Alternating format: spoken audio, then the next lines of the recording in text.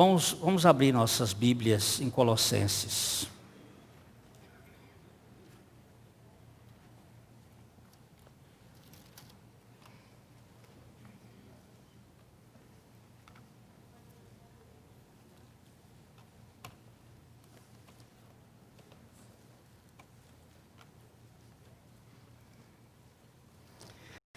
Colossenses 3, portanto, se fostes ressuscitados juntamente com Cristo, buscai as coisas lá do alto, onde Cristo vive, assentado à direita de Deus.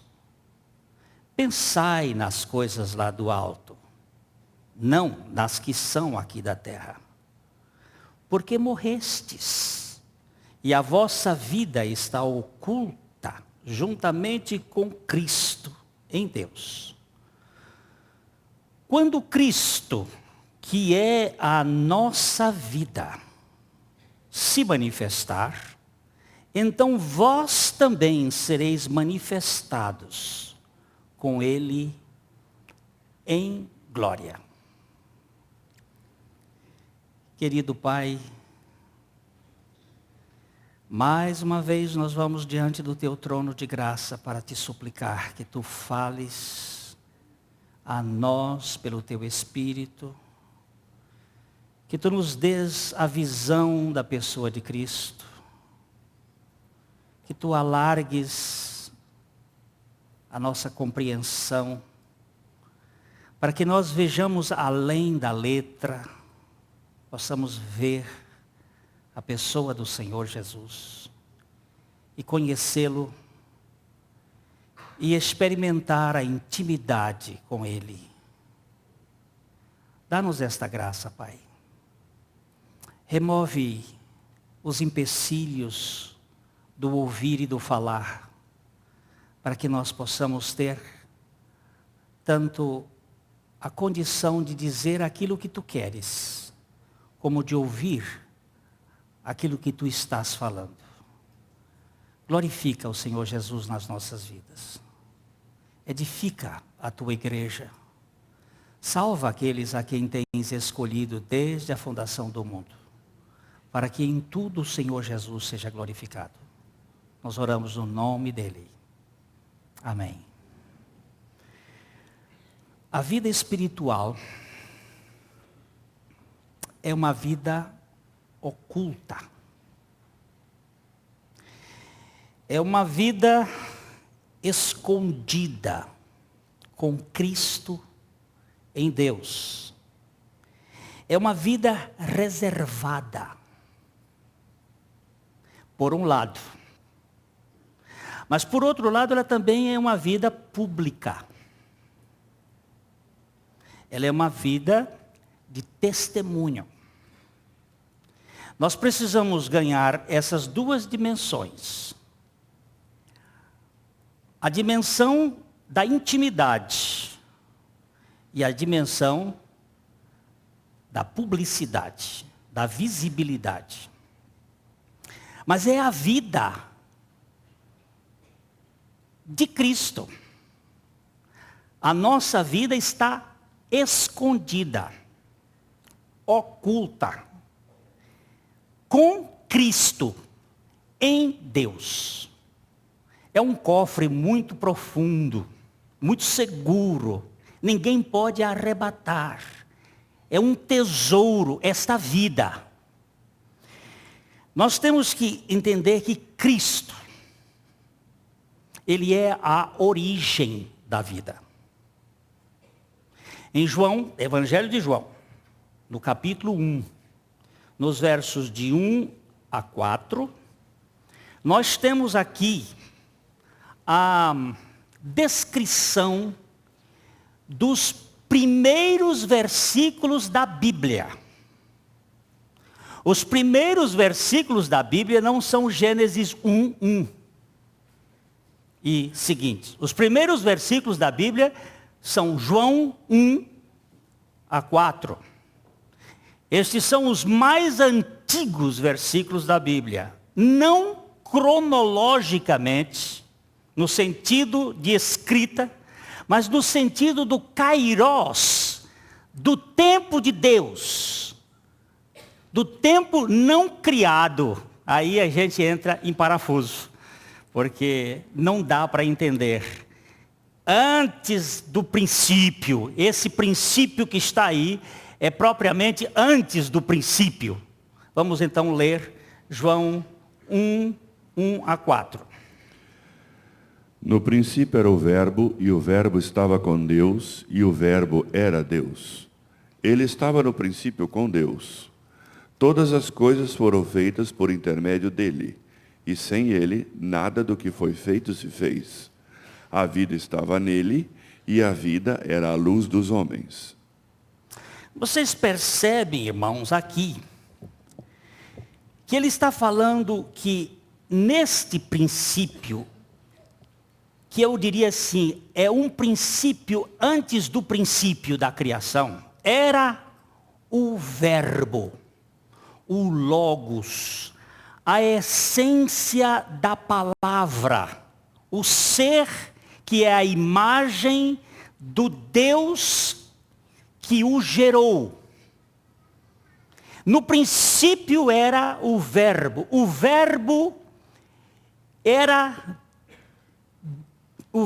estava com e o Verbo era. O verbo usado aqui é o mesmo, a tradução é que é o verbo eimi. Está e ser, eles são o mesmo verbo, no grego. Este verbo que estava com Deus e era Deus, isto é tudo dentro da compreensão antropomórfica. O que é a compreensão antropomórfica? Tempo, espaço. Compreensão humana. Lógico que isto foge à nossa lógica.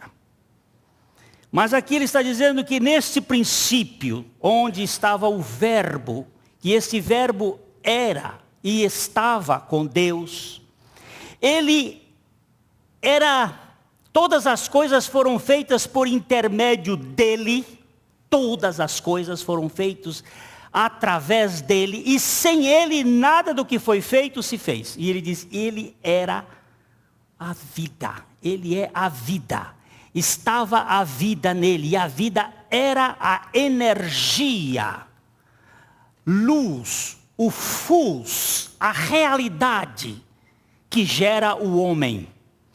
Então este verbo é a vida, criadora, geradora. Naquele momento da criação do homem, da formação do homem, o texto bíblico fala de Yahvé, não de Elohim. A criação de Deus, a criação do universo, a criação da natureza, é sempre a trindade envolvida. O Pai, o Filho e o Espírito Santo. O Pai, o Filho e o Espírito Santo são vistos dentro desta figura, desse termo Elohim. Elohim é um termo plural. É um termo majestoso da trindade. Agora, Yahvé, o Senhor Jesus, para mim, dentro da revelação bíblica, é aquele que vem formar o homem. Não é simplesmente a trindade, mas uma designação da trindade foi feita em Cristo. Aquele que veio formar o homem. O homem não foi feito pelo sopro da palavra. O homem foi formado do pó da terra. E foi-lhe soprado o fôlego das vidas. E o homem tornou-se uma alma vivente. A luz, a energia da vida do universo do homem é Jesus Cristo. Este Cristo, a vida, teve necessidade de revelar-se ao homem para libertar o homem do poder da morte.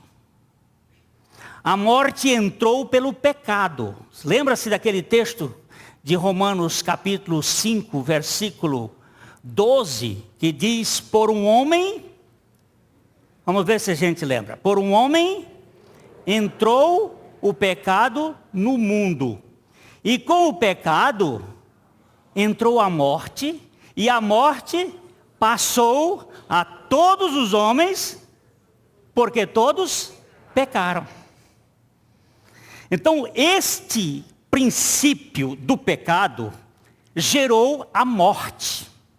Eu posso até admitir, dizendo assim, na minha racionalidade ateia, que não existe pecado, mas eu não posso dizer que não existe morte, porque ela está aí. E segundo a minha Bíblia e a sua, esta morte é consequência do pecado. Então, este que deu a vida, o homem, inicialmente, não uma vida eterna, porque tudo indica que a vida eterna estava na árvore da vida. Tudo indica por quê? Deus deu duas opções ao homem.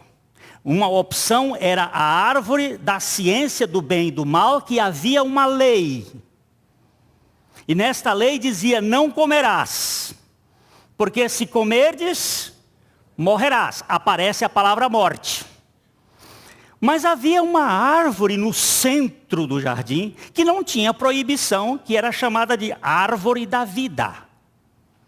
Mas depois do pecado, o Senhor colocou querubins da guarda, com espadas flamejantes, para impedir que o homem chegasse a esta árvore da vida e comesse e se tornasse um pecador eterno. Porque se ele comesse dessa árvore ele se tornaria eterno como pecador. Para remover este princípio do pecado e da morte, este Criador da vida teve que entrar na carne, porque só na carne ele poderia morrer. Ele não poderia morrer como Cristo, porque ele é vida. E em essência ele não poderia morrer e não poderia vencer o inimigo. A conquista tinha que vir na carne. Então João vai descrever naquele texto que nós estávamos lendo, quando chega no versículo 14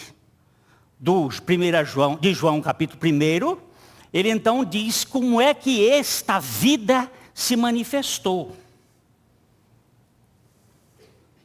E o Verbo se fez carne e habitou entre nós, cheio de graça e de verdade.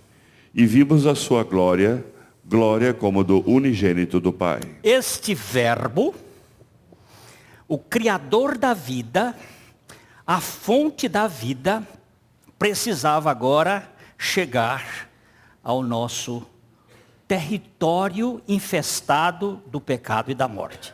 Então o Verbo se fez carne. Ninguém o obrigou a isto. Ninguém colocou um revólver na cabeça dele e diz, agora você vai ter que resolver. Ele se fez carne. E tabernaculou entre nós. Cheio de duas coisas importantes. Graça e verdade. Porque são esses dois pilares que vão libertar o ser humano do poder do pecado e da morte. Vamos para 1 João. Agora o mesmo escritor, João, escrevendo a sua carta, 1 João, no capítulo 1, também ele agora vai falar deste verbo. 1 João capítulo 1. Nós vamos ler dos versos de 1 a 4. Vamos ler até o 4 também.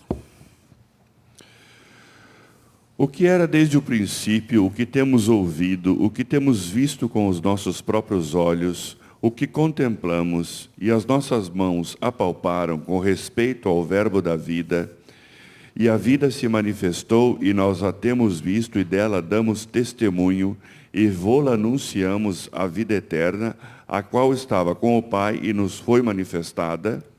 O que temos visto e ouvido anunciamos também a vós outros, para que vós, igualmente, mantenhais comunhão conosco. Ora, a nossa comunhão é com o Pai e com o seu Filho Jesus Cristo. Estas coisas, pois, vos escrevemos, para que a nossa alegria seja completa. Presta atenção que ele começa a sua carta dizendo do princípio, que as coisas do princípio, que eram desde o princípio e que temos ouvido, que é aquilo que ele já havia anunciado no Evangelho. As coisas do princípio são referentes ao verbo da vida, a fonte da vida, o Criador da vida. E que esta vida se manifestou e ela entrou na história. Para que esta vida se torne histórica, ele teve que se autolimitar. É a encarnação, ponto fundamental da salvação do homem, que combate terminantemente a ideia gnóstica. Domingo passado eu estava no Rio de Janeiro, pregando na Igreja da Graça à noite, e lá entrou um gnóstico. E quando nós estávamos abordando este ponto sublime da encarnação de Cristo e da sua obra, ele, pernas para que te quero. Porque não há condições de entender a obra vicária de Cristo sem a sua encarnação. Ele saiu sacudindo a cabeça e pisando duro.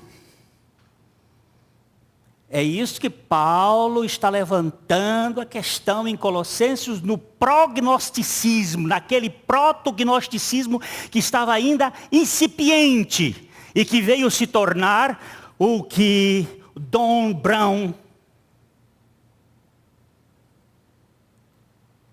faz ver neste livro maravilhoso em termos de desastre. O Código da Vinci. E muita gente tem entrado naquelas possíveis tramas do romance com a realidade histórica. Eu li esse livro numa viagem daqui para Rondônia. Na primeira parte do tempo eu consegui ir metade, de lá para cá vim na outra, porque o livro é encantador. Mas é de encantar trouxa.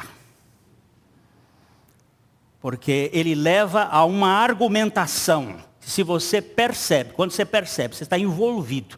Ele pega o problema do catolicismo com o problema da arte e faz uma salada de fruta e deixa as pessoas confusas com aquele homem vitruviano de Leonardo da Vinci e começa a confundir a cabeça, porque é isto que o gnosticismo quer. Que você seja o seu próprio salvador. E que Deus está em você, é que vai libertar você de você mesmo. Agora eu quero saber como é que você se levanta pelos fundilhos da calça. Aqui por trás não tem ninguém, então estou fazendo o exercício de me levantar. Eu quero ver como é que alguém se levanta pelos cadarços do sapato. É impossível. Nós estamos intoxicados de morte, e de pecado, e de egoísmo. Então, irmãos, o verbo de Deus entrou na história. E João diz, nós apalpamos, nós pegamos, nós sentimos o verbo da vida. Ele estava aqui. Mas com que objetivo ele fez tudo isto? Ele precisava entrar na história para poder ganhar a outra vida que pode neutralizar a vida que ficou contaminada. Vocês se lembram quando Lázaro adoeceu? Lembram-se? Lázaro, aquele irmão querido de Marta e Maria, ficou doente. Mandaram um recado para Jesus dizendo assim, eu estou botando recado aqui já de telefone, ó. Mandaram um recado para Jesus dizendo assim, o teu amigo está doente. E Jesus disse para os discípulos, essa doença não é para a morte, mas é para que se cumpra a glória de Deus. E permaneceu mais uns 2, 3 dias ali. E de repente ele disse, vamos que eu preciso acordar Lázaro. Quando ele chegou lá, a Maria, a Marta, já veio correndo. Nós temos aqui 2 mulheres interessantíssimas que depois vocês leiam com cuidado. A Marta é a moça prática. A Maria é a mulher da intimidade. A Marta correu logo e deu quase que uma bronca no tipo de coisa. Se tu estivesses aqui, meu irmão não teria morrido. É a mesma oração de Maria, só que Maria faz isso nos pés. E Marta faz isso na cara. E aí Jesus responde para Marta, e vamos agora para o texto de João capítulo 11, verso 25. Jesus vai explicar a Marta, teologicamente, porque o problema da Marta era um problema de compreensão. E o problema de Maria era uma questão de fé. Então a Marta precisava de uma compreensão. E o Senhor então faz, no versículo 25, o que ele vai dizer? Disse-lhe Jesus, eu sou a ressurreição e a vida. Quem crê em mim, ainda que morra, viverá. Pode ler o 26. E todo o que vive e crê em mim, não morrerá eternamente. Crês isto? O Senhor Jesus levantou aqui uma questão para Marta. Ele disse, eu sou a ressurreição. E botou a vida depois da ressurreição. Ele devia dizer assim, eu sou a vida e a ressurreição. Mas não foi assim. Ele botou, eu sou a ressurreição. O que significa eu sou a ressurreição? O que significa a ressurreição primeiro, irmãozinho? Faz favor, eu quero escutar. É que teve morte. Não existe ressurreição sem morte. Ele está anunciando aqui o processo da obra vicária. Ele disse, eu sou a ressurreição. Ele não disse, eu tenho ressurreição. Eu farei ressurreição. Ele disse, eu sou a ressurreição. E sou a vida. Mas essa não é mais a vida da criação. É a vida da morte, é a vida que nasce da morte, é a vida depois da ressurreição. É a vida que vai mudar essa questão que nós vamos entender. Que porque morrestes e a vossa vida está escondida com Cristo em Deus. Esta é a vida. Então, queridos, nós precisamos verificar aquilo que o Senhor Jesus disse a Tomé. Quando Tomé disse, mostra-nos o Pai. Ele disse, quem vê a mim, vê o Pai. E ele disse, eu sou o caminho, a verdade e a vida. E ninguém vem ao Pai, se não for através de mim.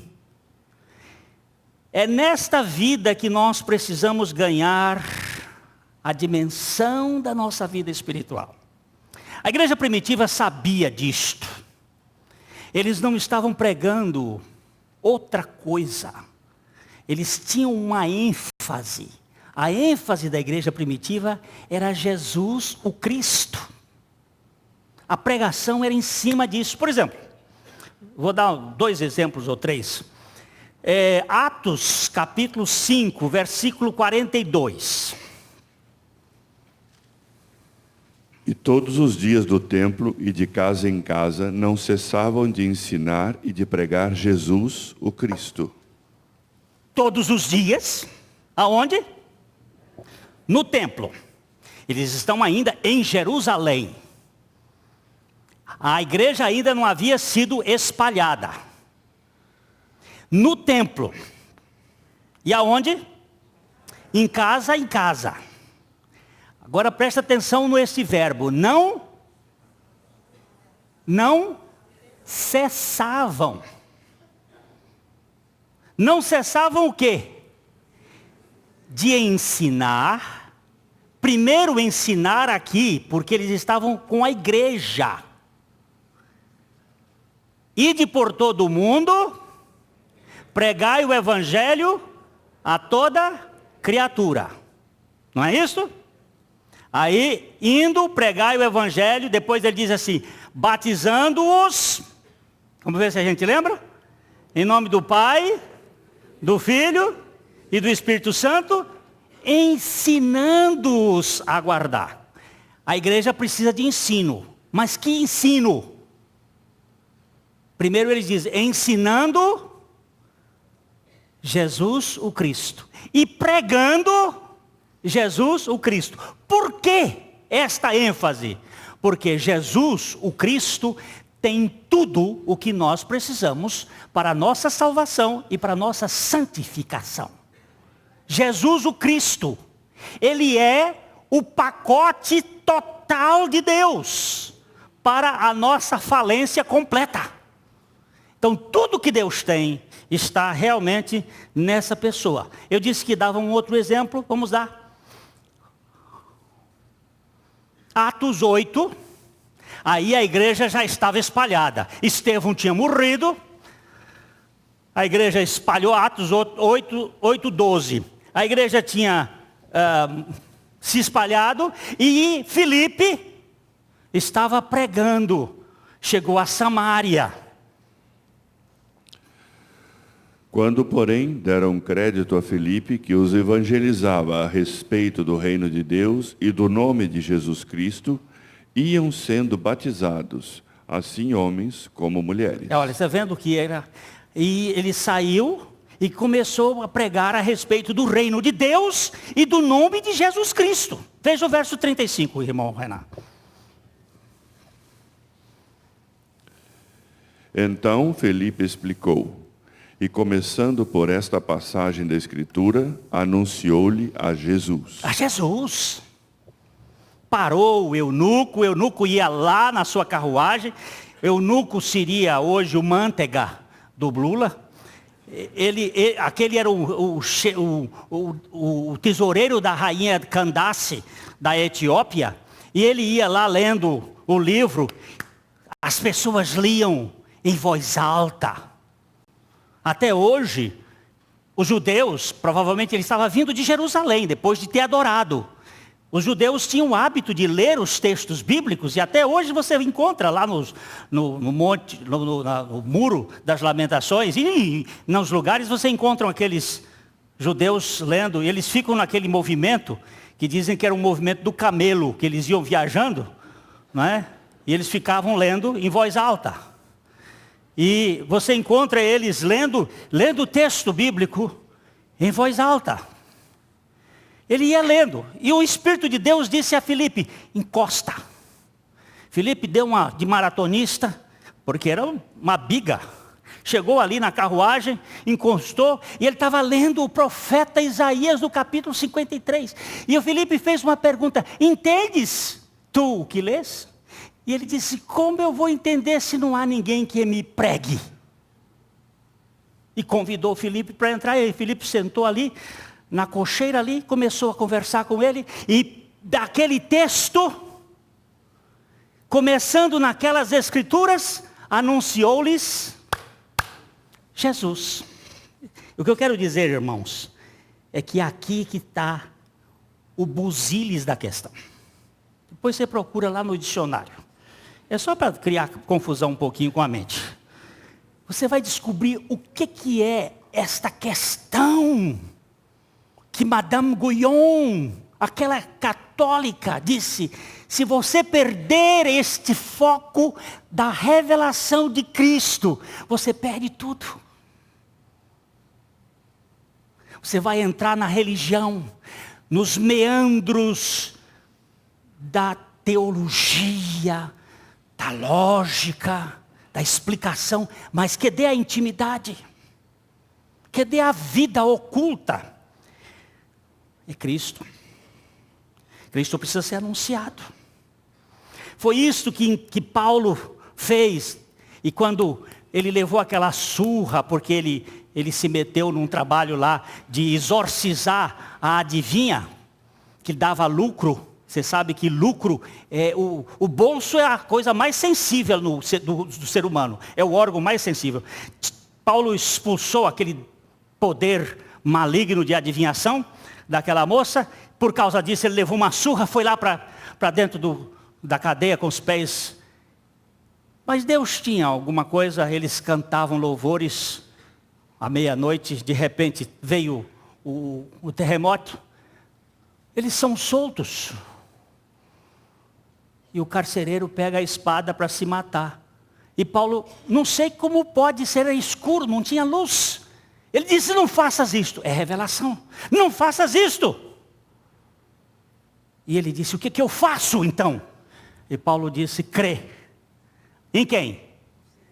No Senhor Jesus. E será salvo tu e a tua casa. Jesus precisa ser crido para Jesus, pregado para Jesus ser crido. Onde é que você vai anunciar? Olha, eu quero anunciar Cristo, Jesus. Por quê? Porque nele está tudo. E ali nós vemos Cristo que foi pregado. Olha, para mim, Estevão foi o pregador na vida de Paulo. Paulo estava lá, no dia da morte de Estevão, juntando as capas e ajudando as coisas, enquanto eles apedrejavam Estevão pregando de Cristo e anunciando Jesus. Começou lá com Abraão, fez um discurso bonito, passou pelo templo, veio para cá e foi chegando e anunciou Jesus. E eles ficaram com raiva, pegaram pedra, mataram Estevão. Paulo estava lá. Foi o dia da pregação. Mas não basta pregar. Agora começamos a entrar. É preciso revelação.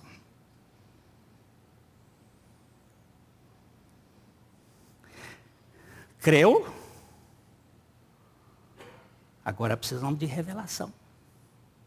No dia que Paulo ia andando para Damasco, uma luz fulgurante o toma, ele cai por terra, encontra-se com aquele que é a fonte. Quem és tu, Senhor? Eu sou Jesus, a quem tu persegues. Já temos visto muitos irmãos que têm falado aqui conosco, que aí há uma identificação entre Cristo e a igreja. Perseguir a Cristo é perseguir a igreja, perseguir a igreja é perseguir a Cristo. Quando você toca no corpo, você toca na cabeça. Quando você fala mal de um irmão, você está falando mal de Cristo. Porque Cristo está na vida daquele irmão. E aquele irmão tem alguns probleminhas, mas ele é amado por Cristo. Então deixa Cristo cuidar dele. Ou você acha que você pode fazer mais do que ele? Você pode ajudar mais? Eu sou uma pessoa me telefonando e disse, Glenn, eu queria que você me ajudasse. Meu irmão, eu não posso. Lamento que eu não tenho capacidade para lhe ajudar.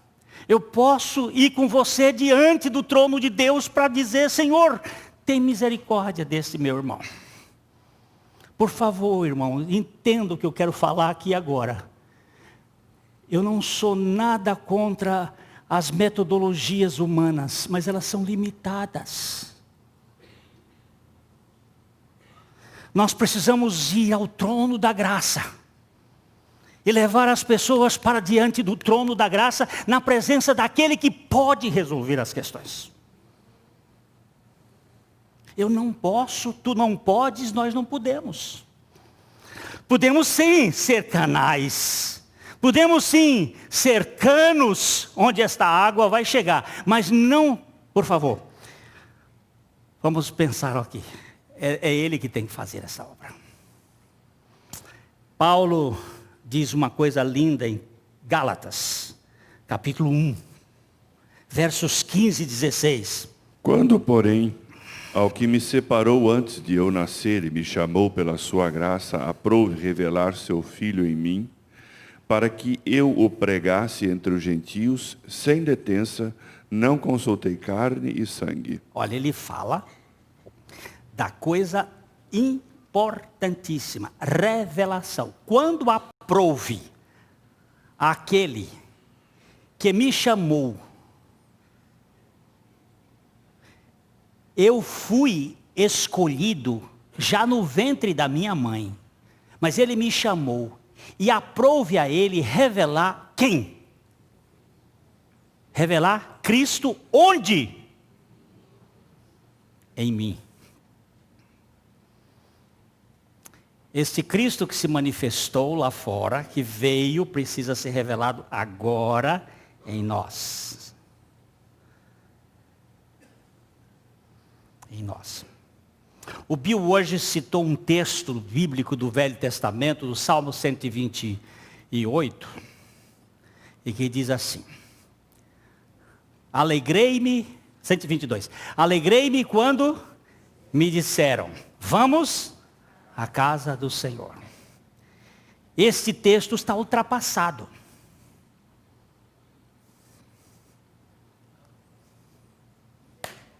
Está ultrapassado. Sabe por quê? Porque a realidade já veio. A casa do Senhor é a igreja. Naquele tempo, a gente ia ao templo lá em Jerusalém, não é? Então as pessoas vinham. Esse faz parte daqueles chamados salmos dos degraus. São 14 salmos. Então eles iam subindo para Jerusalém. Subindo os degraus, chegar lá.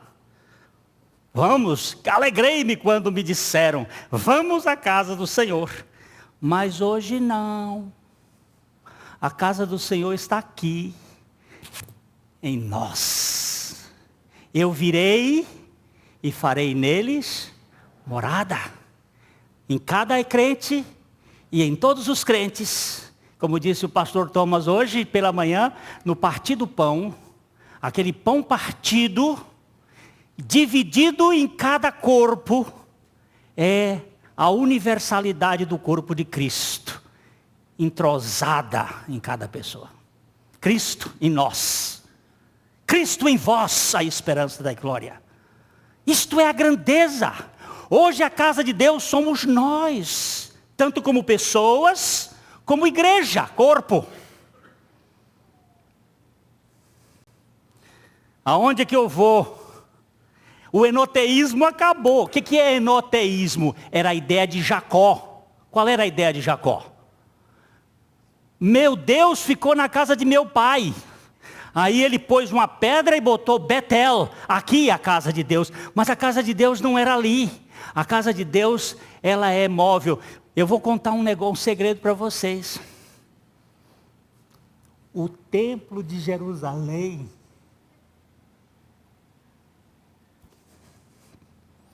não era projeto de Deus.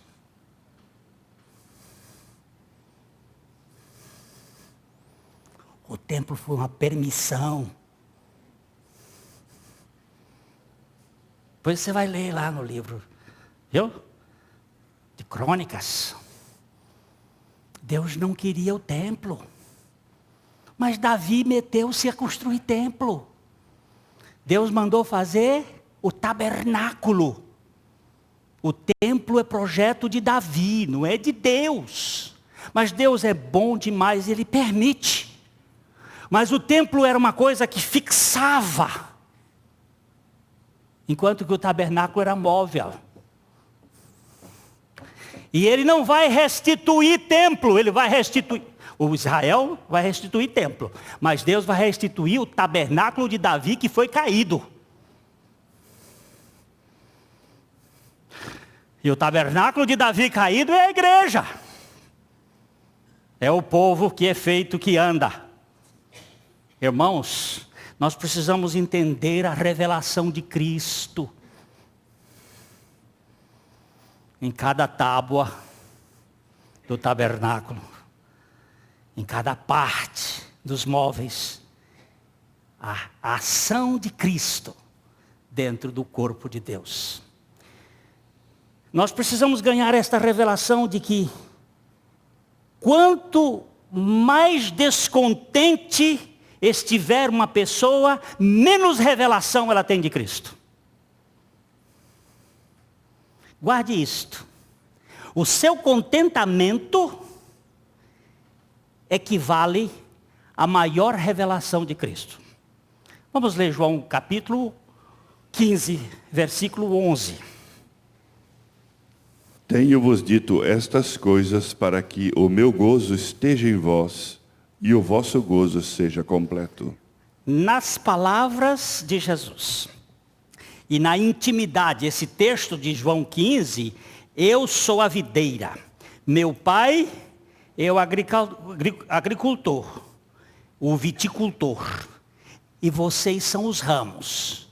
Aquele que permanecer em mim e eu nele, esse vai dar fruto.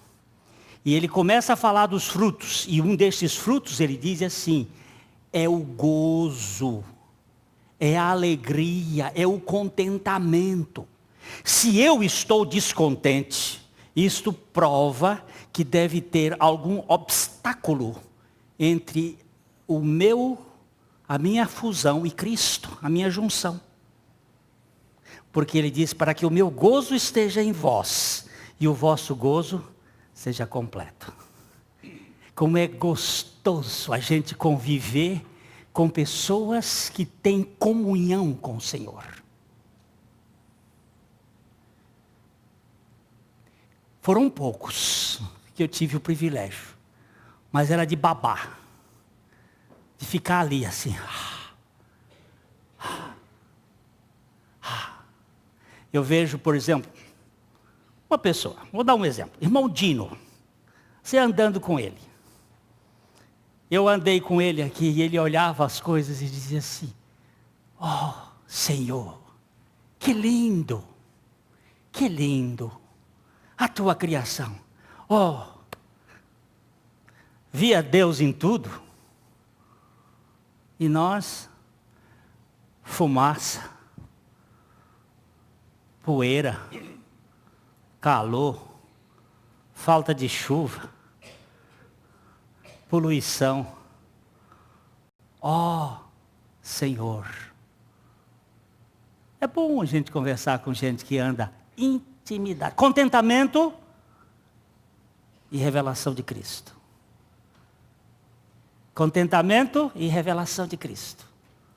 Quanto mais revelação de Cristo, mais contente, mais satisfeito. A vida oculta, com Cristo em Deus. Mas isso cresce um pouco mais, isso vai mais para frente. Quando? Quando há uma formação. Não basta também ficar na revelação de Cristo em mim. Ele precisa crescer dentro de mim. Outro dia chegou uma moça que fazia anos que estava tentando engravidar. E ela chegou, botou minha mão na barriga dela assim e disse: estou grávida. Eu disse que eu creio, mas não via nada. Não tinha nada para ver. Era só a alegria dela de estar grávida. Mas estava no princípio, feliz. Mas já tinha as evidências de que estava grávida. Mas hoje eu olho para ela, já está buchuda. O negócio está crescendo. Está crescendo. Até chegar a revelação, aí vem a revelação. Mas por enquanto está crescendo. O buchinho está ficando bonito. Está ficando crescido. Agora Cristo formado. Gálatas, capítulo 4, versículo 19. É a ativação de Cristo no nosso interior. Meus irmãos, olha como Paulo usa aí a palavra exatamente de gravidez, de parto. Meus filhos, por quem de novo sofro as dores de parto, até ser Cristo formado em vós. Esta formação de Cristo. Primeiro, Cristo precisou vir, encarnar-se, realizou a obra, a morte e a ressurreição. Depois Cristo precisou ser pregado. Depois Cristo precisou ser crido. Depois Cristo precisou ser revelado. E agora Cristo revelado vai se tornando crescendo, crescendo, e tomando conta, e tomando conta, e tomando conta. Isso é processo. Houve um momento que foi um ato monergista, único, exclusivo de Deus. Mas agora há um processo, um crescimento, uma santificação, um desenvolvimento, uma evolução de Cristo. Vamos caminhar um pouquinho mais. Até quando? Até a maturidade, a estatura da varonilidade de Cristo. Efésios capítulo 4, os versículos de 12 a 14. Com vistas ao aperfeiçoamento dos santos para o desempenho do seu serviço, para a edificação do corpo de Cristo, até que todos cheguemos à unidade da fé e do pleno conhecimento do Filho de Deus, à perfeita varonilidade, à medida da estatura da plenitude de Cristo, para que não mais sejamos como meninos, agitados de um lado para outro e levados ao redor por todo vento de doutrina, pela artimanha de homens, pela astúcia com que induzem ao erro. Você está vendo aqui esse catartismos, o aperfeiçoamento, uma palavra tirada da medicina dos ortopedistas, que emendam o osso quebrado. Vamos ajeitar aqui, para que isto cresça na estatura da varonilidade de Cristo, para que a gente saia destas coisas de criança, de menino, que fica brigando por bola. Quem é o dono da bola? Eu nunca consegui jogar futebol na vida. Mas teve uma vez que eu era o dono da bola. Então, se eu era o dono da bola, me convocavam para jogar. Porque se não convocasse, não tinha jogo. Mas isso é um desastre.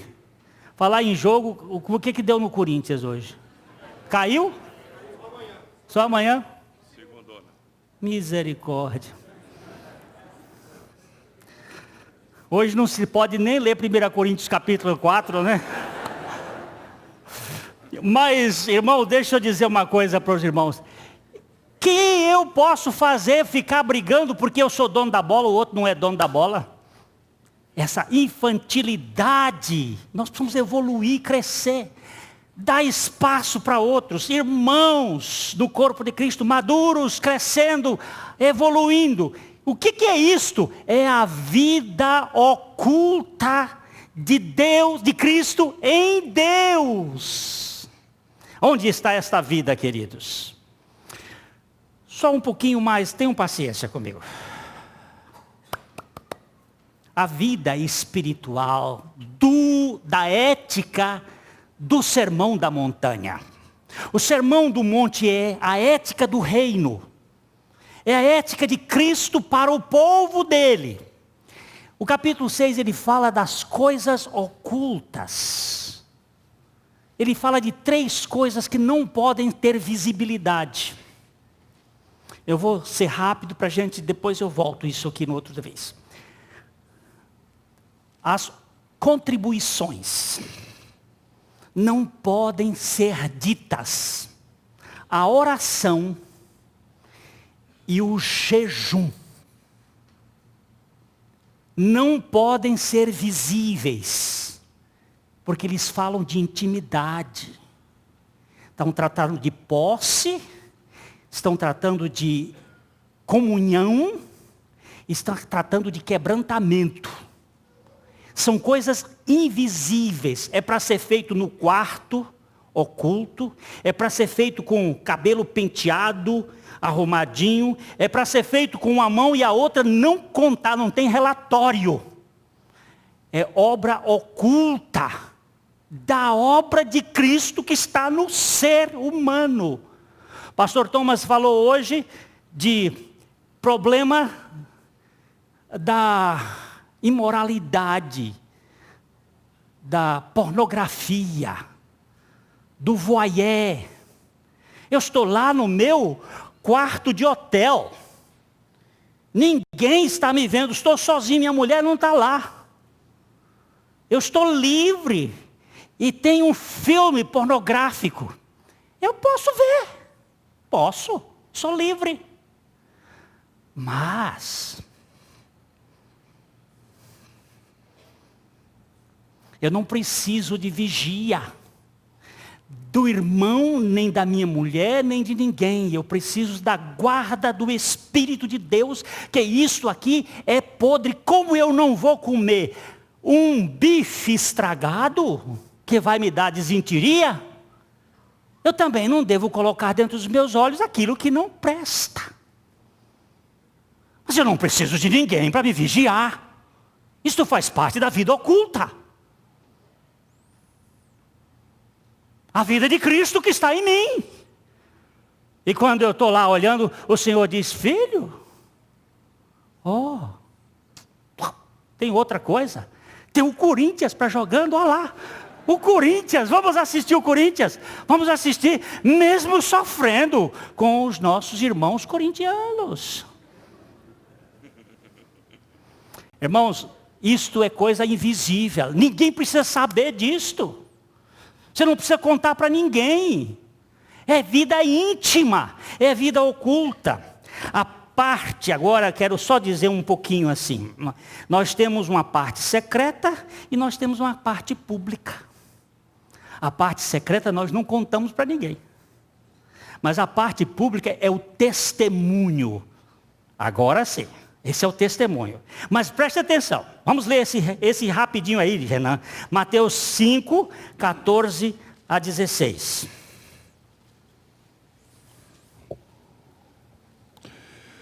Vós sois a luz do mundo. Não se pode esconder a cidade edificada sobre um monte.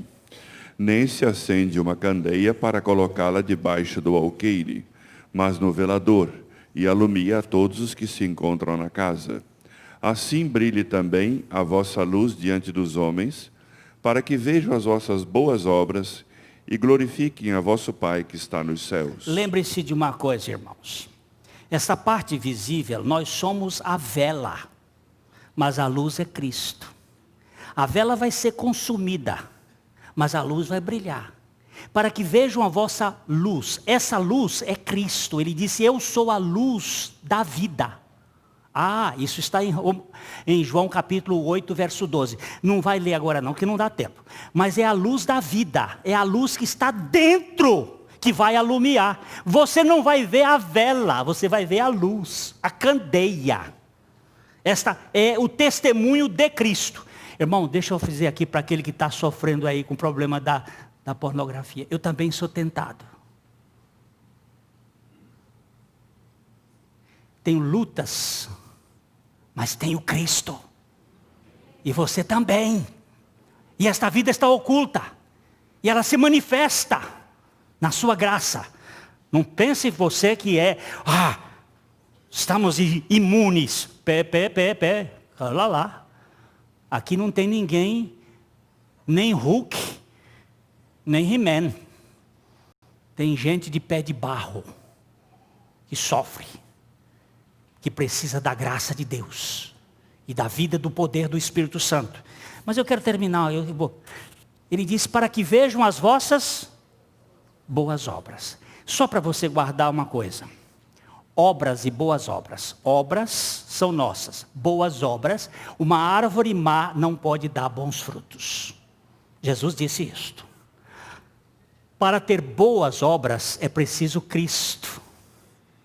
Ninguém é bom. Nenhum sequer. Nenhum. Só Deus é bom. Boas obras são produzidas por Deus em Cristo. Criados em Cristo Jesus para as boas obras, as quais Ele preparou para que andássemos nelas. As boas obras são produzidas por Cristo. Se a obra nos glorifica, ela não é boa. Se ela glorifica a Deus, ela é boa. Se você fizer uma obra que você está procurando uma glória para você, essa é obra.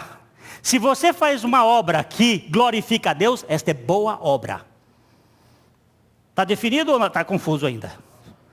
Boa obra, a glória vai para Deus. Obra, a glória vai para nós. Se nós estamos caçando alguma coisinha para nós, é obra. E obra não sobra nada, vai para o fogo. Mas as boas obras são criadas em Cristo Jesus. A vida oculta em Cristo se torna visível para a glória de Deus. Se a visibilidade é do homem, então a glória não é conferida a Deus. Vocês se lembram que Pedro e João estavam entrando na porta formosa, um homem pediu esmola, e eles disseram, não temos, mas temos, o que temos te damos. Em nome de Jesus, levanta e anda. O homem começou, levantou, pulou, saiu gritando, correu o povo para cima de Pedro, e Pedro disse, esbarra aí. Então nós não temos nada a ver com isto. A fé que vem pelo nome de Jesus deu a este a capacidade de crer, e foi isto que aconteceu. Nós fomos apenas, eles saíram de cena, e a glória foi toda para o Cordeiro. Isso chama-se boas obras. Cadê Pedro? Ele foi para a cadeia por causa disso. Mas não importa. A glória ficou com Cristo. E você sai de cena. Se Deus é glorificado, o homem se apaga e sai do palco. A glória dos filhos de Deus é que só o Pai, o Filho e o Espírito Santo sejam glorificados. Quanto mais foco no sujeito da glória, mais sombra naqueles que o glorificam. Mais some, mais glória. Mais glória para Deus, menos para nós. Some, some, some. Glória ao Cordeiro. E você vai sair. Quem é você? Eu sou um maltrapilho que Deus ama e que Deus usa para a sua glória. Sabemos que uma pessoa realmente está em Cristo, quanto menos necessidade ela tem de ser vista, de ser reconhecida, de ser apreciada, mas ela sabe que é amada incondicionalmente por Deus. Ela não precisa negociar. A vida oculta em Cristo é uma vida para manifestação da pessoa de Cristo e nunca para a exibição do crente. É Cristo, é Cristo, é Cristo. Aí você repara, quando uma pessoa tem Cristo, ela cheira o bom perfume. Não fica bicuda, não fica ressentida, não esqueceu dela. Porque ela, como disse o pastor Thomas hoje, deixa eu ver se eu me lembro como foi que ele disse. Eu escrevi. A cabeça não está boa. Eu não me quero mais. Eu não me quero mais. Estou enjoado de mim. Eu não me quero mais. Não quero mais. Por que você não quer mais? Porque eu quero Cristo. Eu tenho Cristo. Essa é a vida oculta. Mas não é a vida de exibição. Sabendo, irmãos, como eu estou crescendo na minha vida espiritual? Sabendo como eu sou? Não. Teresa de Ávila, quanto mais eu subo o monte da santificação, mais indigna eu me vejo perante o Senhor. Como é que o Senhor teve a graça de me escolher? Isso é uma vida oculta. A mensagem que você acabou de assistir faz parte do Ministério de Comunicação Palavra da Cruz. Temos um grande acervo de estudos bíblicos em áudio e vídeo. Distribuímos também, gratuitamente, o jornal mensal Palavra da Cruz. Entre em contato conosco pelo fone fax 0 operadora 43 3322 3037 ou pelo e-mail com@palavradacruz.com.br. Visite-nos também pelo site www.palavradacruz.com.br. Graça e paz.